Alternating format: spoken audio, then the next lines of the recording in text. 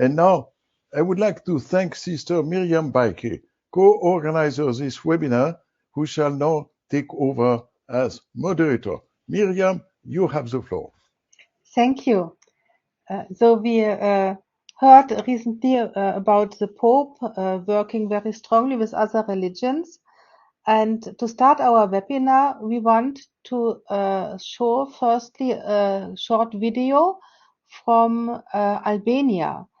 Albania was the first European country the Pope visited in 2014. And we see here the witness of 3 people working in the same shelter to assist victims of or survivors of human trafficking. And they explain to us how they work together with their values and how this is a richness. Përshëndetje. Unë jam Sara, jam menaxher rasti, punoj në organizatën të ndryshme dhe të barabartë, përkas fesë ortodokse. Ne na lidh puna shumë në raste të ndryshme që i përkasin një besimi të ndryshëm fetar, por kjo nuk është për një pengesë për ne. Gjithashtu edhe stafi është përbërë nga persona që i përkasin një fesë të ndryshme, por edhe kjo nuk përbën gjithashtu problem, përkundrazi ne jemi shumë bashkëpunës për të ecur përpara dhe për të luftuar trafikimin në persona, pavarësisht çdo gjëje.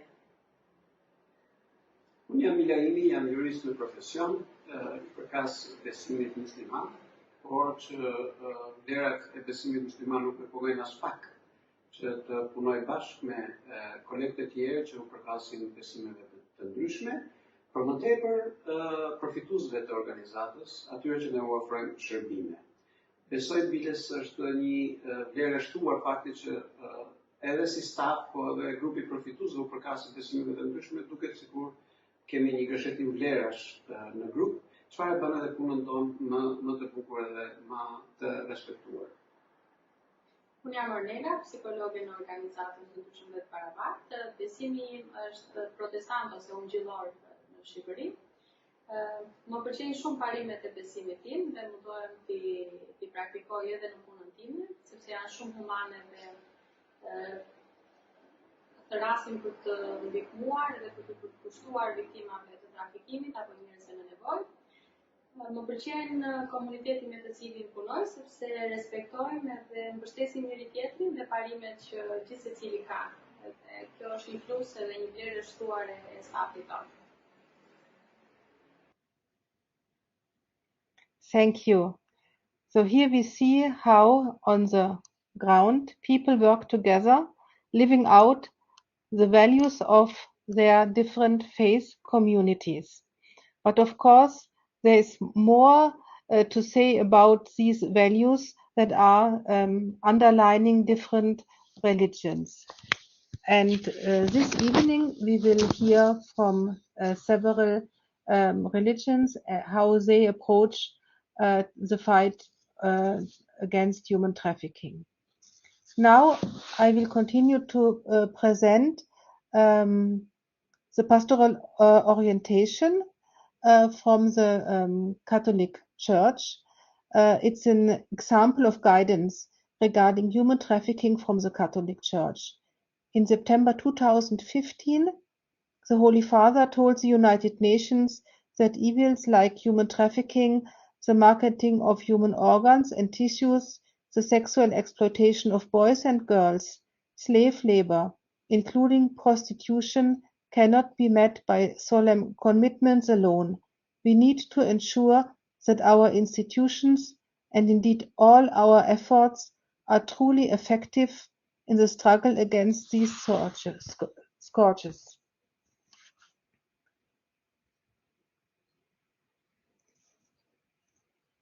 So the purpose of the pastoral orientations on human trafficking is to enable a discussion about the problems and create awareness, motivation, and support for the urgent and necessary long-term fight against human trafficking. Here we see the table of content.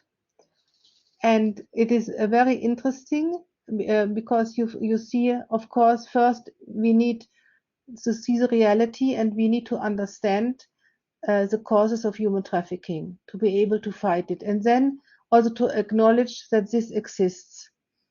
We often don't acknowledge this, and also that we all are involved in this by creating a demand, by not knowing that products we use might be produced by people living in modern slavery.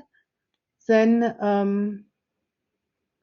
we need to know the dynamics of human trafficking, and then also when we understand the dynamics, how to answer. The pastoral orientation on human trafficking was published on the 17th January 2019.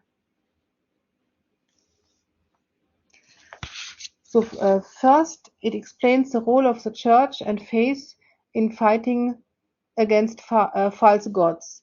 That happens when the deity of money is in the center of an economic system rather than man, the human person. So at the center of every social economic system must be the person, the image of God, created to have domination over the universe. The inversion of values happens when the person is displaced and money becomes a deity. Catholic communities should denounce this false deity. Even more, they should be the yeast within societies by promoting significant changes at the local level towards the integral human development of all. Stakeholders can also do this by establishing an economy of communion. We need to put the family back at the center of the business model. If the human family wishes to stamp out human trafficking, society itself will have to change. In order to bring human trafficking to an end, all people will need to simplify their needs, to control their habits, to rein in their appetites. Simplicity, moderation, and discipline, as well as the spirit of sacrifice, must become a part of everyday life.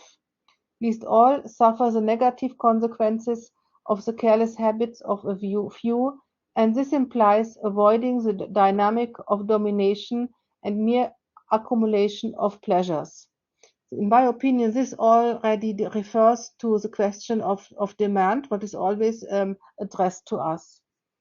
It is vital to safeguard the dignity of the human person, in particular by offering everyone real opportunities for integral human development and by implementing economic policies that favor the family. Man is the source, the focus, and the aim of all economic and social life. Now we need to understand human trafficking, the causes. First, commodification and exploitation. The economic, social, and cultural phenomena that are shaping modern societies need to be subjected and to profound ethical assessment. These are manifestations of immoral social, cultural, and economic systems and practices which promote consumerist attitudes and increase inequalities within and among regions. Coincidentally, our times have witnessed a growth of individualism and egocentricity, attitudes that tend to regard others through a lens of cool utility, valuing them according to criteria of convenience and personal benefit.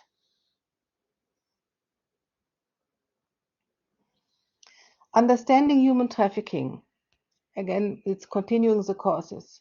The demand aspect. Little is said about the consumers, the factor of demand, which traffickers continue to meet. The consumers constitute a huge mass who seem largely unaware of the exploitation of persons who are trafficked, yet enjoy the benefits and services they provide. People who generate the demand share real responsibility for the destructive impact of their behavior on other human persons and for the moral values violated in the process.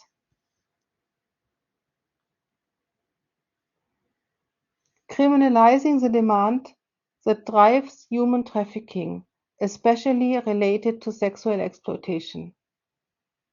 To reduce the demand that drives human trafficking, accountability, prosecution, and punishment are needed along the entire chain of exploitation, from the recruiters and traffickers to the consumers. The buying of so-called sexual services in all forms, including pornography, internet-based cybersex, strip clubs, and erotic dancing venues, is a serious offense against human dignity and human integrity, and an affront to human sexuality. So the essence is that this demand is criminal because I choose this. I know what I choose. In fact, if I buy something, I might not know the backgrounds. I might not be aware of it. I can't know everything. But buying a so-called sexual service, I know exactly what I'm doing. So we can have here the Pope uses these strong words of this is a crime. So that's very serious. Acknowledging human trafficking out of the shadows. So there is a reluctance to acknowledge the dire reality of human trafficking. Despite public commitments by states and non-state actors, and despite multiple awareness campaigns undertaken, there is still widespread ignorance of the nature and the spread of human trafficking. Furthermore, many of those potentially on the front line, such as law enforcement officers, public prosecutors, judicial authorities, and social and health professionals, are often not sufficiently trained to identify human trafficking. And this implies, of course, the suggestion that this training has to be realized. So that is what is important. Identifying and reporting human trafficking. The identification and reporting on human trafficking crimes are hindered by several factors. The police investigations are difficult and long. The obstacles to gathering evidence of this criminal activity also include widespread corruption and lack of cooperation by the authorities in third countries. Resources are inadequate to address the crime by law enforcement and courts. The dynamics of human trafficking, an ugly, evil business. The connection to business. In industries such as agriculture, fishing, construction, and mining, human trafficking has expanded through collaboration among numerous and various perpetrators.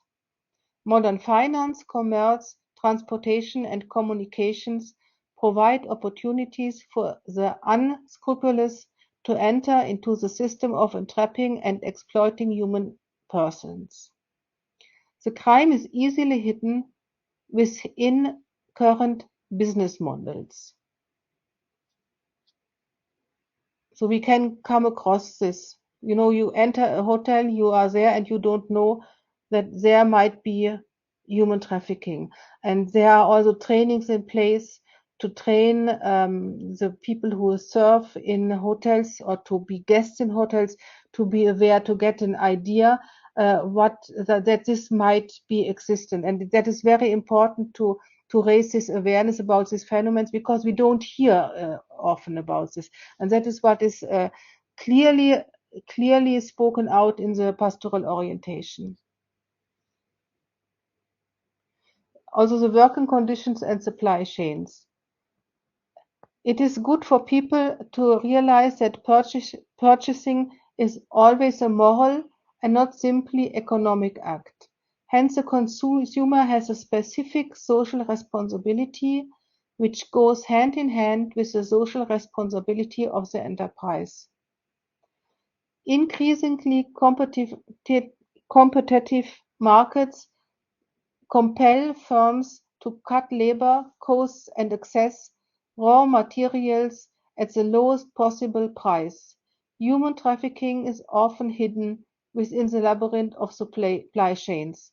And we all got awareness about this when in Bangladesh the factory where women were sewing clothes burned down, and we had many women dying, and there was no insurance, and so we got aware a little bit of this, and these are the clothing we are buying if we are not aware. The demand for cheap goods based on cheap labor needs to be promptly and properly addressed, both by raising public awareness and through legislation. Frequently, workers have no choice but to sign contracts with exploitative conditions. A thorough ethical assessment of the human dimensions of supply, production, distribution, and recycling rarely takes place. Catholic business leaders should put the Church teachings into practice by providing decent working conditions and adequate pay to support one's family. And here we see that the pastoral orientation is also related to the SDGs on decent work. So you find all these content inside. Human trafficking and migrant smuggling. The most radical form of prevention is thus upholding the right to remain in one's country and place of origin, and ensuring that people have access there to basic goods and integral human development. And this is also now, I think this will become worse when the climate change continues. This will also cause people to leave, and this is also related to what we consume and how we react on what is happening, and this will also make the situation worse. Responding to human trafficking, room for improvement. Bolstering cooperation. In some cases, the lack of cooperation between states means many people are left outside the law and without the chance to assert their rights, forcing them into a position between being taken advantage of by others or resignation to becoming victims of abuse. Providing support to human trafficking survivors. Appropriate shelter and decent work are important priorities, as well as access to the services of social workers, psychologists, therapists, lawyers, medical practitioners, hospital emergency department personnel, and other professionals. Promoting reintegration. After trafficked persons have been released and repatriated to their place of origin, reintegration needs to follow. But such national and international programs are quite rare. The reintegration of human trafficking survivors in society is no simple matter, given by the trauma they have suffered.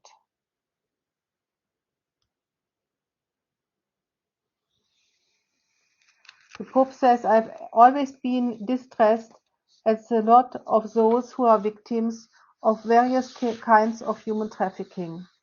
How I wish that all of us would hear God's cry. Where is your brother? Where is your brother or sister who is enslaved? Let us not pretend and look the other way. There is greater complicity than we think. The issue involves everyone. Pope Francis mentions this in the encyclica Evangelii Gaudium. So now this was a presentation of the pastoral orientation.